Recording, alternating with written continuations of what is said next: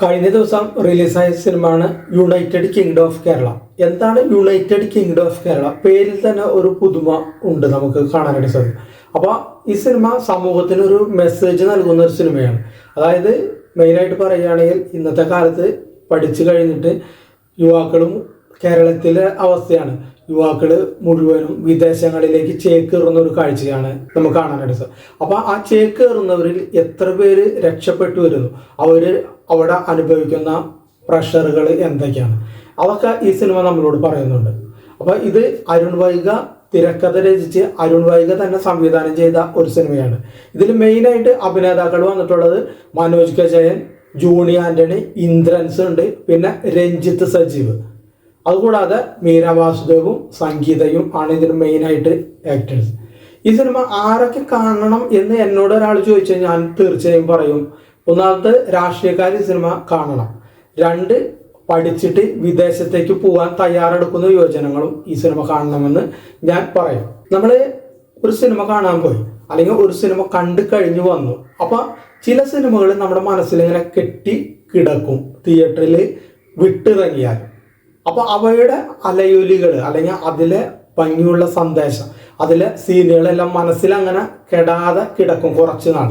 അപ്പോൾ ഇതൊക്കെ അല്ലേ നമ്മുടെ നാട്ടിലും അല്ലെങ്കിൽ നമ്മുടെ സമൂഹത്തിലും അല്ലെങ്കിൽ നമ്മുടെ ചുറ്റുപാടും സംഭവിക്കുന്നത്, നമ്മുടെ സമൂഹത്തിൽ സംഭവിക്കുന്നത് എന്ന് നമ്മൾ നമ്മോട് തന്നെ ചോദിക്കും.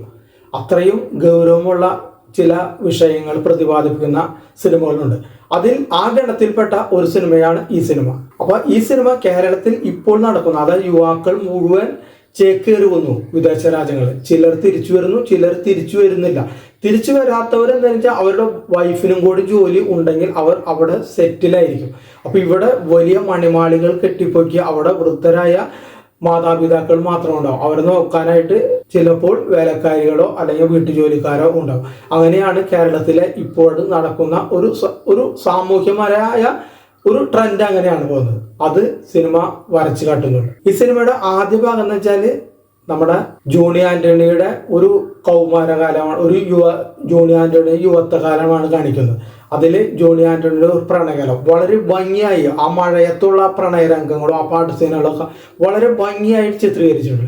അവിടെ നിന്ന് ജോണി ആന്റണി വിവാഹം കഴിക്കുകയാണ്. വിവാഹം കഴിക്കുക എന്ന് വെച്ചാൽ പ്രണയിച്ച പ്രണയിനിയല്ല വിവാഹം കഴിക്കേണ്ടി വരും. ചില സാഹചര്യങ്ങളോട് പ്രണയിച്ച പ്രണയിയുടെ കൂട്ടുകാരിയെ വിവാഹം കഴിക്കുന്നു. അതെല്ലാം നല്ല ഭംഗിയായി ചിത്രീകരിച്ചിട്ടുണ്ട്. അതുകൂടാതെ അവരുടെ ആദ്യ രാത്രി അതും നല്ല ഭംഗിയായി ചിത്രീകരിച്ചിട്ടുണ്ട്. അവിടെ നിന്ന് കഥ പോവുകയാണ്. അതിനുശേഷം ഒരു മകനുണ്ടാവുന്നു. ജോണി ആന്റണിയുടെ ഭാര്യ വിദേശത്തേക്ക് പോകുന്നു, പക്ഷെ അദ്ദേഹം പോകുന്നില്ല, മകനെ അദ്ദേഹം വളർത്തുന്നു. അദ്ദേഹത്തിന് ചില ലക്ഷ്യങ്ങളുണ്ട്, വിദേശത്തേക്ക് മകനെ അയക്കുന്നത്. പക്ഷെ അവന് താല്പര്യം വിദേശത്ത് പോകാനല്ല, നാട്ടിൽ തന്നെ നിൽക്കാനാണ്. അപ്പൊ നാട്ടിൽ നിൽക്കാനായിട്ട് അവൻ ചുറ്റുപാടുകളിൽ നിന്നും പ്രഷറുകളും ഉണ്ട്. അപ്പൊ എങ്ങനെ നാട്ടിൽ നിൽക്കുക, അതിനു വേണ്ടിയിട്ട് അവൻ ചില സംരംഭങ്ങളിൽ ഏർപ്പെടുകയാണ്. അപ്പൊ അതിൽ അവന് നേരിടേണ്ടി വരുന്ന ആ പ്രശ്നങ്ങൾ, സാമൂഹ്യമായ കേരളത്തിലെ ആ പ്രശ്നങ്ങളാണ് ഈ സിനിമ ഇപ്പോൾ നമ്മളോട് വരച്ചു കാട്ടിക്കുന്നത്. അപ്പൊ ഏതൊരു യുവാക്കളും അല്ലെങ്കിൽ ഏതൊരാളും ഒരു സംരംഭം തുടങ്ങുമ്പോൾ അവന് നേരിടേണ്ടി വന്ന ഒരു കല്ലുകടിയിലുണ്ടല്ലോ, അത് നമ്മുടെ ഒരു സിസ്റ്റത്തിന്റെ ഒരു വ്യവസ്ഥയാണത്. അപ്പൊ അതെല്ലാം ചിത്രം ഭംഗിയായി വരച്ചു കാണിക്കുന്നുണ്ട്. എന്നിലെ ഒരു സിനിമ പ്രേക്ഷകൻ അല്ലെങ്കിൽ സിനിമ ആസ്വാദകന് ഈ സിനിമ വളരെയധികം ഇഷ്ടപ്പെട്ടിട്ടുണ്ട്. അതിന് മെയിനായിട്ട് കാരണങ്ങൾ എന്ന് വെച്ചാൽ ഞാൻ പറഞ്ഞല്ലോ, ഒരു സാമൂഹ്യമായ കേരളത്തിലെ ഒരു സാമൂഹ്യ സംഭവം ഇതിൽ വരുന്നുണ്ട്, ഒരു മെസ്സേജ്. അതുകൂടാതെ പ്രകൃതി രമണീയമായ പ്ലോട്ടുകൾ, ചില ഗാനരംഗങ്ങൾ, ചില ഡാൻസുകൾ, സൂപ്പറായിട്ട് ഡാൻസ് ഉണ്ട് ഇതിലെ നായകനും മറ്റ് പാട്ടുകളും.